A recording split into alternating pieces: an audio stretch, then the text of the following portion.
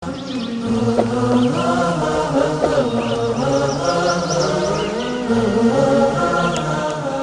آیات قرآن اطلاعاتی درباره مسائل علمی و اخباری درباره آینده و حقایقی که کسی در آن آگاهی نداشته بیان شده است. شناخته شدن چنین اطلاعاتی با سطح دانش و تکنولوژی آن دوره امکان پذیر نبوده است. بدیهی است که این امر مدرک روشنی است بر اینکه قرآن کلام انسان نیست. قرآن کلام خداوند قادر است که آفریننده همه چیز و همه کس است و علم او تمام آفرینش را در بر می‌گیرد.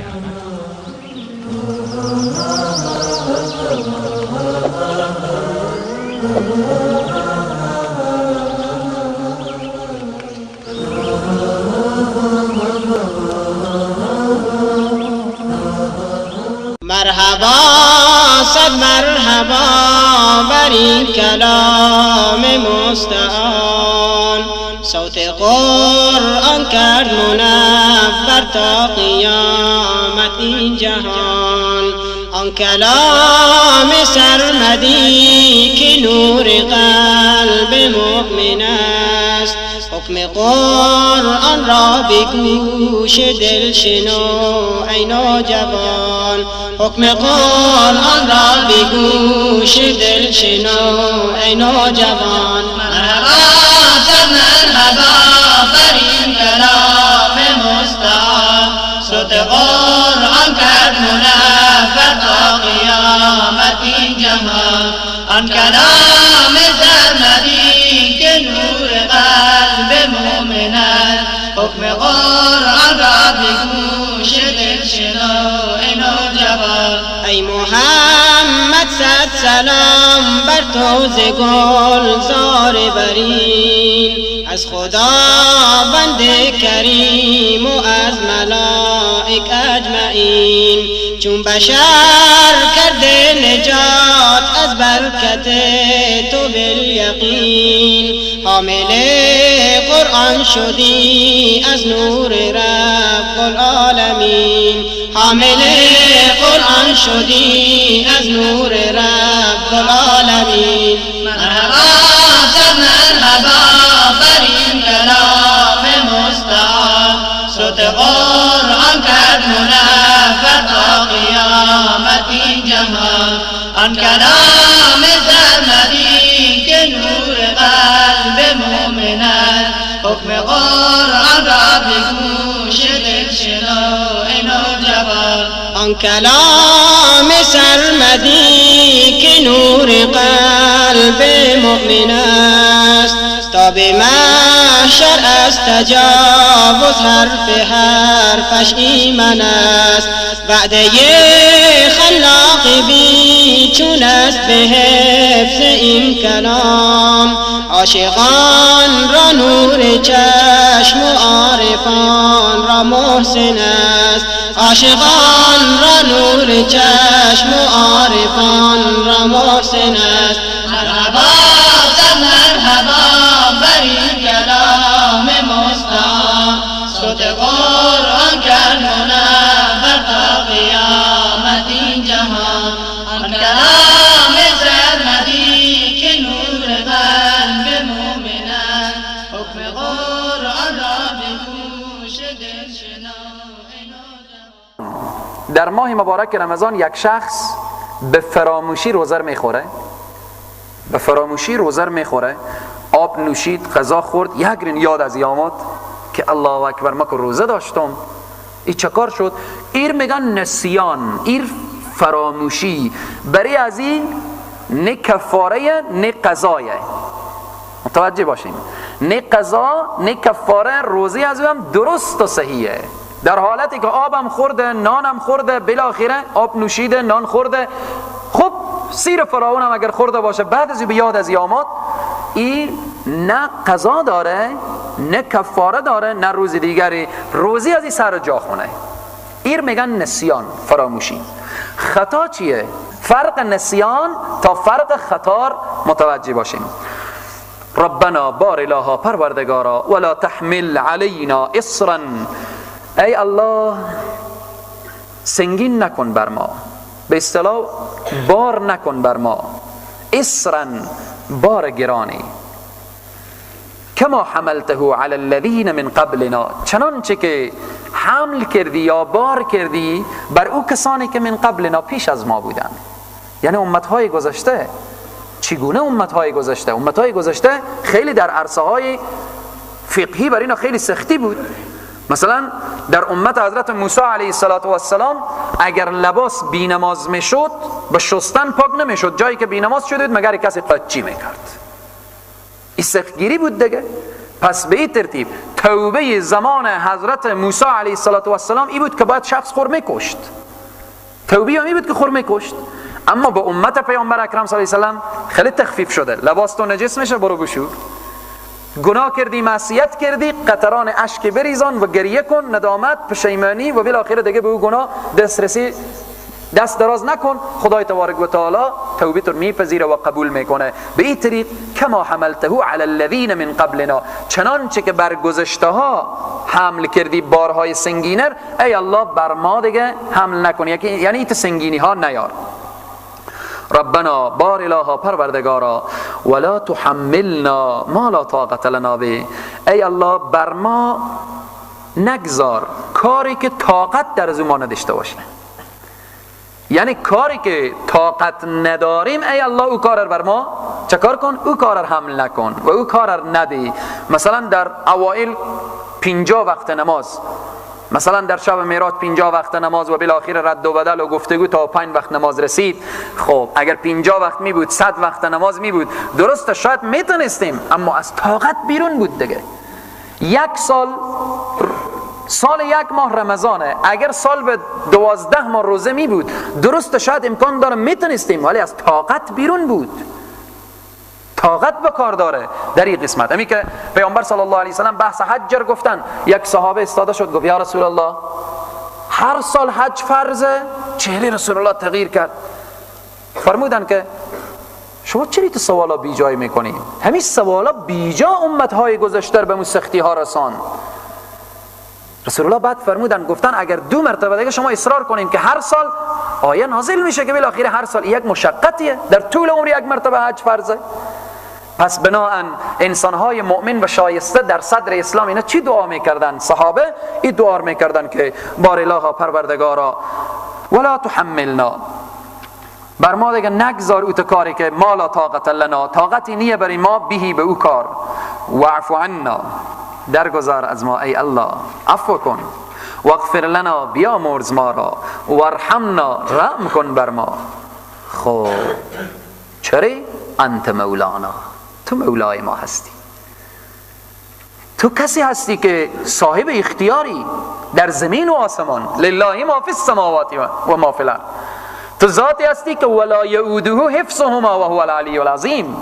پس انت مولانا، تو مولای ما هستی، تو پروردگار ما هستی، تو صاحب اختیار ما هستی. چه کار بکن؟ درخواست اخیری فانصرنا، مار نصرت بده یا الله. بر چی؟ علی القوم الکافرین، بر قوم کافر. ای الله مار نصرت بده.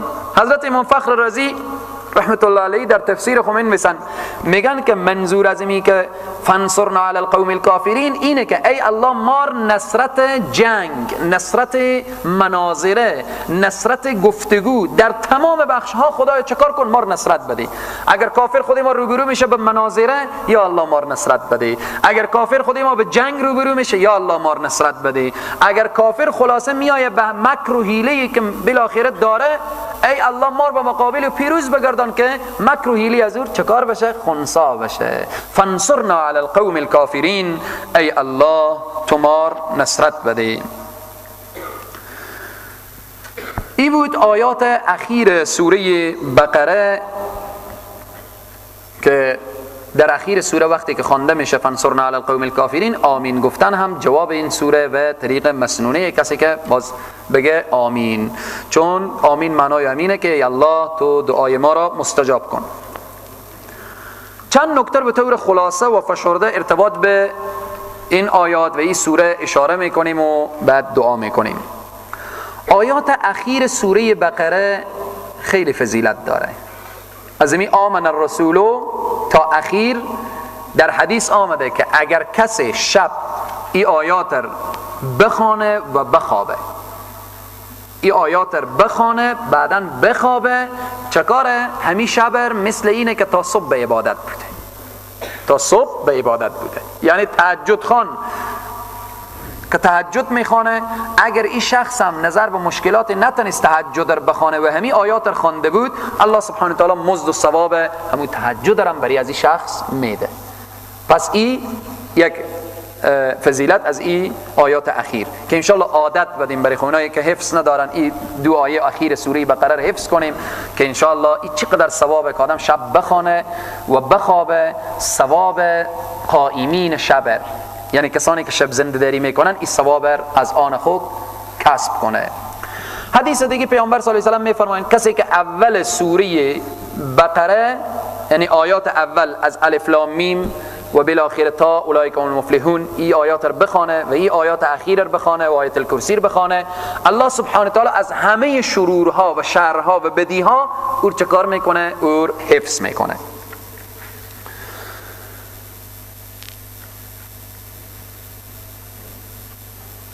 در ابتدای سوره بقره خواندیم سوره فاتحه، الحمدلله رب العالمین الرحمن الرحیم مالک یوم الدین، حمد خدا رو گفتیم، وصف پروردگار رو کردیم، بالاخره بعد دعا میشه ایاک نعبد و ایاک نستعین اهدنا الصراط المستقیم. بحث دعا آمد، بحث دعا در ابتدای سوره بقره که سوره فاتحه، بحث دعا.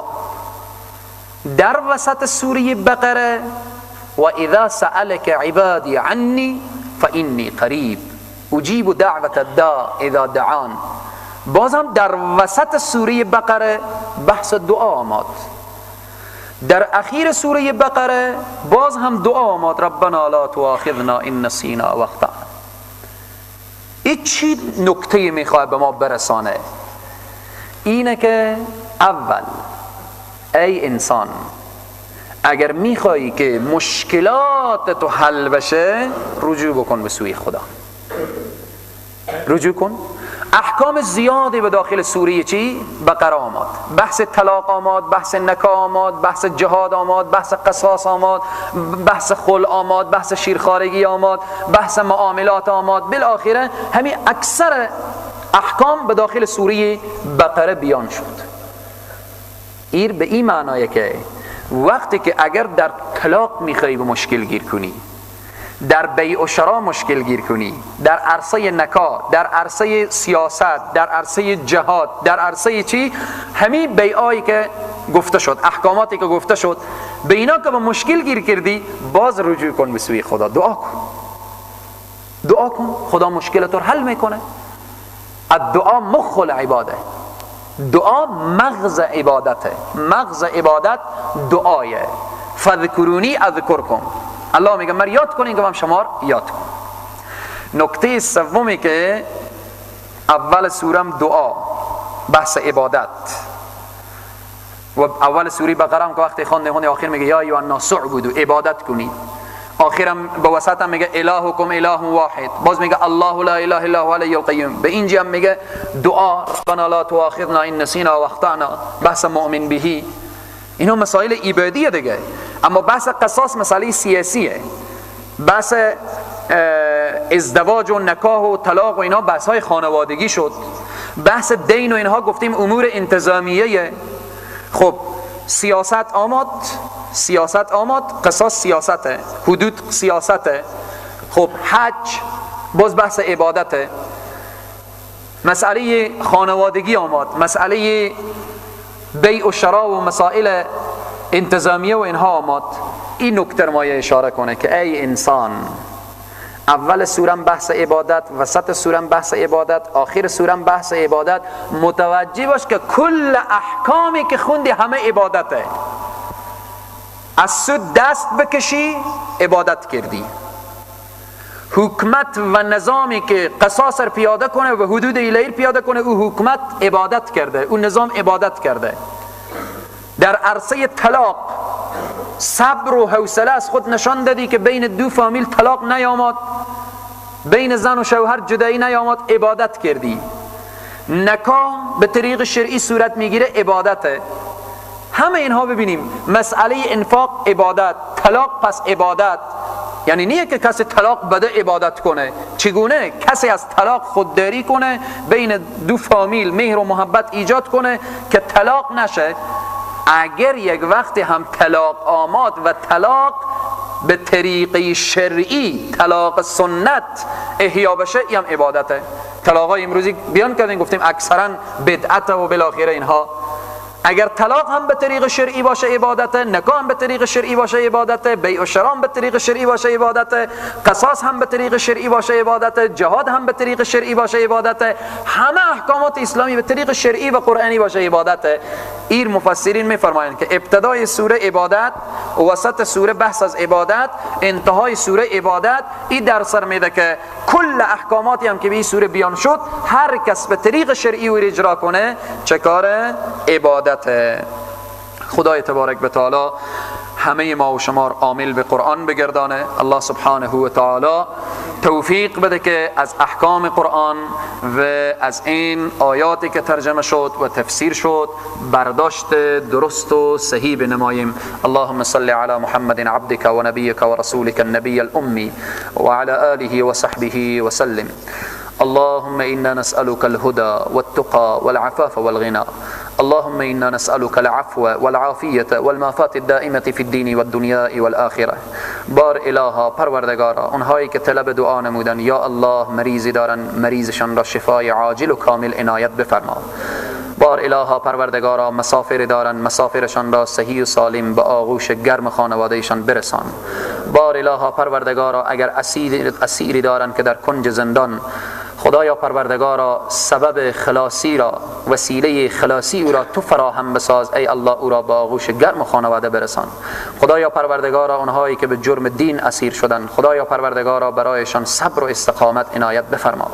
پروردگارا کسانی که طلب دعا نمودن، یا الله پروردگارا اونهایی که اولاد صالح خواستن، خدایا طلب اولاد نمودن، بار اله اولاد صالح برایشان عنایت بفرما. پروردگارا این جمع را عامل به قرآن و مخلص به قرآن و به دین بگردان. پروردگارا مشکلات این جمع را آسان بگردان. خدایا پروردگارا خواهرانی که به سوی بی‌حجابی رفتن، یا الله پروردگارا عزت و عفت و پاکدامنی را نصیبشان بگردان.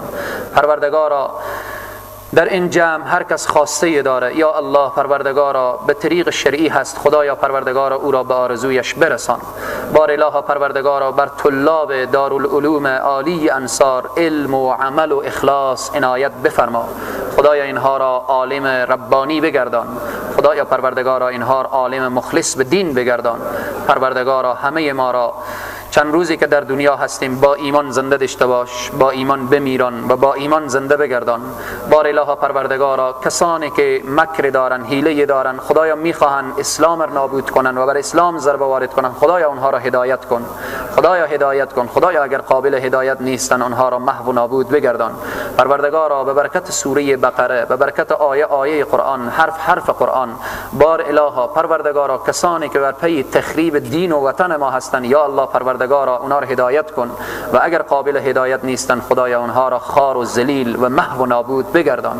بار اله پروردگارا خدایا ما تا اندازه‌ای که در توان بود این چند آیه که خواندیم و تفسیر شد، بار اله پروردگارا آنچه که از جانب تو بود و آنچه که از جانب رسول الله صلی الله علیه و سلم بود و بیان کردیم، خدایا اگر در داخل این تفسیر حرف از زبان ما بیرون شده که مخالف قرآن و حدیث بوده، خدایا ما را ببخش. بار اله پروردگارا آنچه که گفتیم و موافق به قرآن و حدیث نیست، خدایا پروردگارا او از طرف شیطان بوده و بر ما گفته شده، بار اله ما را ببخش. خدایا پروردگارا آنچه که خواندیم و آنچه که گفتیم بر همه ما توفیق عمل عنایت بفرما. بار اله پروردگارا دستان ما به طرف تو دراز است. خدایا پروردگارا در این جمع خدایا اطفال معصوم و طلاب معصوم و برادرانی که در جلسه قرآن هستند و عاشق تو هستند، خدایا به برکت اینها همه جامعه ما را جامعه قرآنی بگردان، شهر ما را شهر قرآنی بگردان، خانواده ما را خانواده قرآنی بگردان. بار اله پروردگارا معاملات ما را معاملات قرآنی بگردان. خدایا ما را در روز قیامت از شفاعت سرور سالار انبیا محروم نگردان. یا حی یا قیوم یا ذا الجلال والاکرام برحمتک یا ارحم الراحمین.